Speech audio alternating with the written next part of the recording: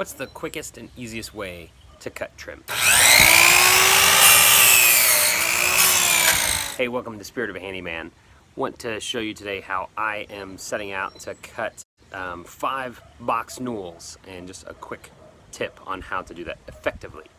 So I had to mess around, obviously, quite a bit to get the perfect one, but here's the stuff I tore out. Put a tape on it, and it is 7.5. So I've got this blade set at 45, and instead of rocking the blade back and forth, what I do is I'll cut this fella, set up this other one as a guide, make a mark right here, and I'll cut it just a little bit over that mark, so that that angle ends up cutting down to here. Then I'll spin this piece around, and I've made a mark here where I know exactly where to set my next block, and that operates as a jig, so all of my pieces will come out looking exactly the same.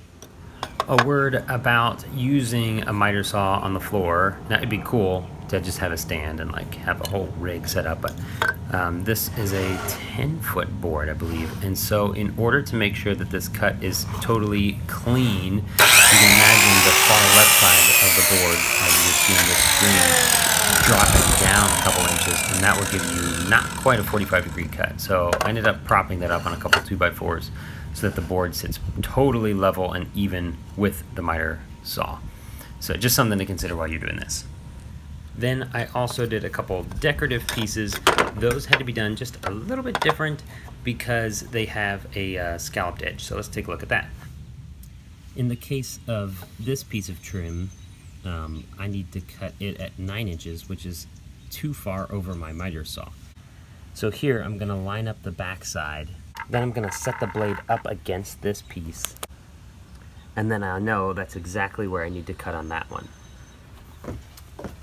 So aside from making a huge mess, this stuff is, it's not wood.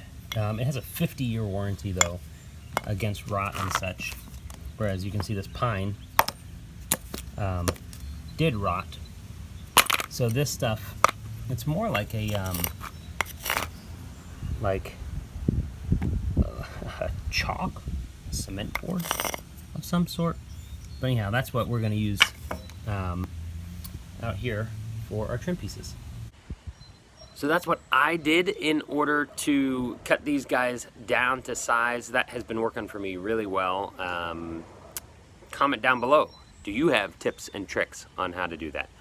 Leave a comment if you're a pro or if you're a DIY just like me, and together we'll be able to make better stuff. Click like, subscribe, and stay tuned for more updates from Spirit of a Handyman. He's got the spirit of a handyman.